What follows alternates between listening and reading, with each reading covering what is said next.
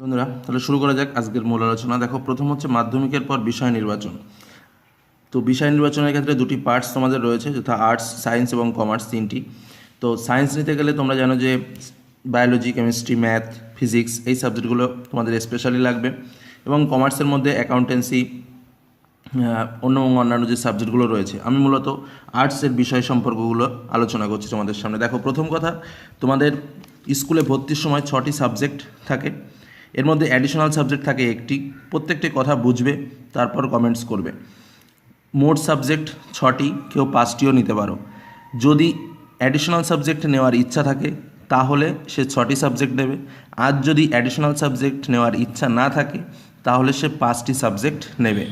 5টি সাবজেক্টের মধ্যে বাংলা এবং ইংলিশ হলো কমন সাবজেক্ট, এবং অন্যান্য যে 6টি বললাম তার মধ্যে যে কোনো 3টি নেওয়া যেতে পারে। কেউ যদি ইচ্ছা করে যে না আমি 4টে নেব, তবে 4টিও নিতে পারে। যে 4টি নেবে তার একটি সাবজেক্ট অ্যাডিশনাল হয়ে যাবে। অ্যাডিশনাল মানে এই সাবজেক্টের নম্বর ফাইনালে যোগ হবে না।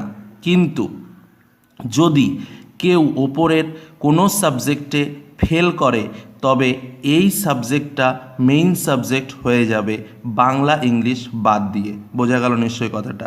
মানে এই সাবজেক্টগুলোর মধ্যে ধরো কেউ 4টে সাবজেক্ট নিল, তার মধ্যে কেউ যদি 4 নম্বর সাবজেক্টে কম নম্বর পায় বা বেশি নম্বর পায়, তাহলে ওপরে যে 3টে মেইন সাবজেক্ট নিয়েছিল সেই 3টে সাবজেক্টের একটা অ্যাডিশনাল হয়ে যাবে, এবং এই অ্যাডিশনাল সাবজেক্টটাই মেইন সাবজেক্ট হয়ে যায়। এটা হলো উচ্চ মাধ্যমিকের নিয়ম, অনেকে জানে না তাই বলে দিলাম।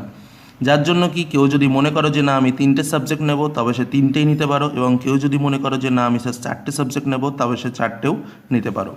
এইবার দেখো, আমাদের এইচএসে ভালো রেজাল্টের টার্গেটটা কেন, আমরা এইচএসে ভালো রেজাল্ট করব কেন? দুটো কারণের জন্য। একটা হচ্ছে অ্যাডমিশন অন বেস্ট কলেজ।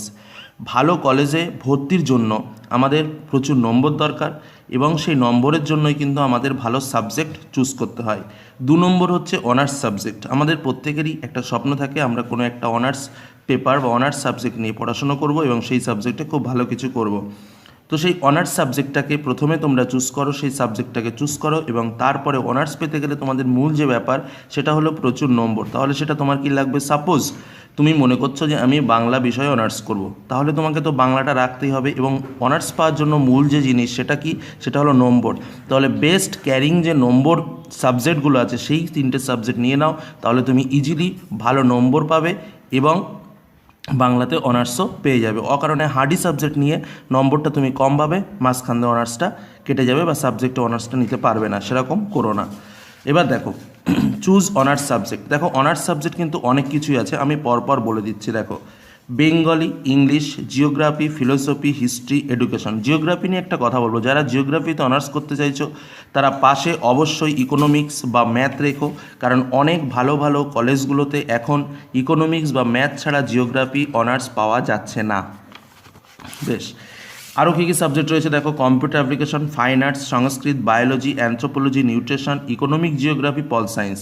এইগুলো হলো বেস্ট, মানে আমাদের ওয়েস্ট বেঙ্গলের মধ্যে বেস্ট যে সাবজেক্টগুলো আছে সেই সাবজেক্টগুলো আমি বললাম। এবার দেখো, এর মধ্যে আমি প্রত্যেকটা ডিভিশন পার্টলি তোমাদের সামনে করে দিয়েছি। এর মধ্যে নাম্বারিং সাবজেক্ট, সবচেয়ে বেশি নম্বর পাওয়া যায় যে সাবজেক্টগুলোতে দেখে নাও, geography, philosophy, computer application, fine arts, Sanskrit, biology. এই যে সাবজেক্টগুলো বললাম আমি, দেখো geography, philosophy, computer application, fine arts, Sanskrit এবং বায়োলজি, এই যে সাবজেক্টগুলোতে, এই সাবজেক্টগুলোতে কিন্তু সবচেয়ে বেশি নম্বর পাওয়া যায়। কথাটা মনে রাখবে একদম স্পষ্টভাবে। এর সঙ্গে অ্যানথ্রোপোলজিও আছে এবং নিউট্রিশনও রয়েছে। এবং ইজি সাবজেক্ট, অনেকে প্রশ্ন করতে চায় সহজ সাবজেক্টগুলো কী কী। দেখো, আমি কিছু ইজি সাবজেক্টের নাম তোমাদের বলে দিচ্ছি। সেটা হলো হিস্ট্রি, ইকোনমিক, জিওগ্রাফি, কথাটা বুঝবে, ইকোনমিক, জিওগ্রাফি বা অর্থনৈতিক ভূগোল, পল science, education, Sanskrit, philosophy, nutrition. এই যে সাবজেক্টগুলো বললাম এই সাবজেক্টগুলো হলো ইজি সাবজেক্ট, খুবই ইজি সাবজেক্ট। দেখো, এই পাশে অনেকে বলবে স্যার এইগুলোতে কেন নাম্বার ওঠে? ব্যাপারটা হচ্ছে প্র্যাকটিক্যাল বেস একটা নম্বর থাকে। জিওগ্রাফিতে প্র্যাকটিক্যাল 30 মার্কস থাকে এবং থিওরি 70 মার্ক থাকে, যার জন্য একটা প্রচুর হাই নম্বর পাওয়া যায়। ফিলোসফিতে যে তোমাদের পার্টটা রয়েছে ক্লাস 12-এ টোটালি লজিক পার্ট, যার জন্য এখানে প্রচুর নম্বর পাওয়া যায় 95+, মানে এই যে সাবজেক্টগুলো দেখতে পাচ্ছ প্রত্যেকটা 95+ নম্বর থাকবে। ফাইন আর্টস এমনই একটা সাবজেক্ট খুব কম স্কুলে আমাদের ওয়েস্ট বেঙ্গলে আছে, কিন্তু এই সাবজেক্টে তোমরা জানো না 60 মার্কের প্র্যাকটিক্যাল আর 40 মার্কের থিওরি, তার মানে বুঝতেই পারছো যে এই সাবজেক্টটা যদি কেউ পেতে পারে তাহলে সে কীভাবে নম্বরটা তুলতে পারে।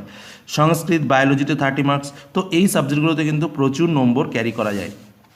আচ্ছা, ইজি সাবজেক্ট, অনেকে মনে করে যে না স্যার আমার ম্যাথ ক্যালকুলেশন এসব আমি পছন্দ করি না, আমাকে একদম সহজ সহজ সাবজেক্ট দিন কিন্তু আমি ভালো নম্বর পেতে চাই, তখন তার কী কী সাবজেক্ট দেখো, তখন history, economic, geography, pol science, education, Sanskrit, philosophy, nutrition, এই সাবজেক্টগুলোর মধ্যে সে চুজ করতে পারো, তাহলে সে অবশ্যই ইজি সাবজেক্টের মধ্যে ভালো পাবে।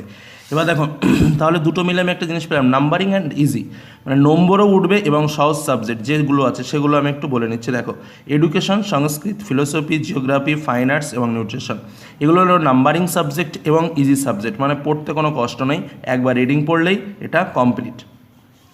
এবার দেখো best demandable subject, demandable subject মানে দেখো আমরা তো শুধু সাবজেক্ট নিয়ে পড়লেই হবে না, তার মধ্যে আমাদের তো চাকরিটা করতে হবে, তাহলে কোন সাবজেক্টে আমরা চাকরিটা বেশ পাবো।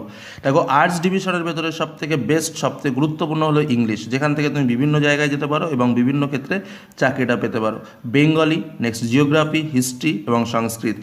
যদি অনার্স করার ইচ্ছা থাকে আমি আমার সাজেস্টিভ বলবো এই 5টা সাবজেক্ট বেস্ট চুজ করো। তবে একটা কথা বলে রাখি, প্রত্যেকের নিজস্ব একটা ভাবনা থাকে, নিজস্ব চিন্তা ভাবনা থাকে, সেইটা সবার ওপরে, আমার এই কথাটি সবার ওপরে নয়, এটা আমি আমার ব্যক্তিগত অভিজ্ঞতা বললাম, কারণ এই সাবজেক্টগুলোর ডিমান্ড সবসময় বেশি থাকে, ইংলিশ, বেঙ্গলি, জিওগ্রাফি, হিস্ট্রি এবং সংস্কৃত।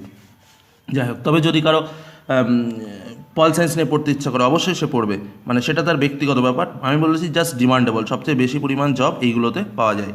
ফিউচার প্ল্যান সম্পর্কে আমি একটু কথা বলবো। দেখো জব, গভর্নমেন্ট জব পেতে গেলে মূলত আমাদের দুটো পার্ট আছে, একটা টিচিং এবং একটা অফিসিয়াল। টিচিং মানে যথারীতি স্কুল শিক্ষক, প্রাইমারি শিক্ষক, কলেজ শিক্ষক, তো এই জিনিসগুলো থাকতে গেলে তোমাদের অবশ্যই এই যে উপরে যে প্যাটার্নগুলো আমি বললাম সেই প্যাটার্নগুলো মেনটেন করে পড়তে হবে এবং ভালো সাবজেক্ট অনার্স করতে হবে, এটা তোমাকে নির্দিষ্ট রাখতেই হবে। কিন্তু আমি বলবো যারা অফিসিয়াল জব করতে চায় বা যাদের নম্বর মাধ্যমিকে অনেকটা খারাপ হয়েছে বা অতটা নয়, তারা যদি মনে করে যে না আমরা স্যার গভর্নমেন্ট সার্ভিস করবো, আমাদের কোন সাবজেক্টগুলো নিলে আমাদের গভর্নমেন্ট সার্ভিসের পথটা সুগম হয়, তাদের বলবো তারা নম্বরের দিকে বেশি তাকাবে না, তারা নিজেদের পথটা নিজেরা করবে এবং তোমাদের যে সাবজেক্টগুলো থেকে চাকরির পরীক্ষার প্রশ্ন আসে সেই সাবজেক্ট একদম 4টে আমি তোমাদের তুলে দিয়েছি, এই 4টে সাবজেক্ট তোমরা নিয়ে পড়াশোনা শুরু করো।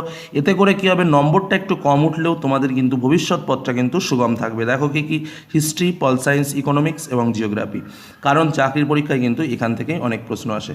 তো আশা করি আমার এই আলোচনার মধ্যে দিয়ে তোমাদের সমস্ত প্রশ্ন এবং কোয়ারিগুলো তোমরা জানতে পেরেছো এবং আলোচনাটি ভালো লেগেছে তাহলে অবশ্যই লাইক করো, বন্ধুদের সঙ্গে শেয়ার করো, আর যারা চ্যানেল এখনও নতুন সাবস্ক্রাইব করোনি অবশ্যই সাবস্ক্রাইব করে রেখো। তো আজকের মতো এখানেই শেষ করলাম, ধন্যবাদ।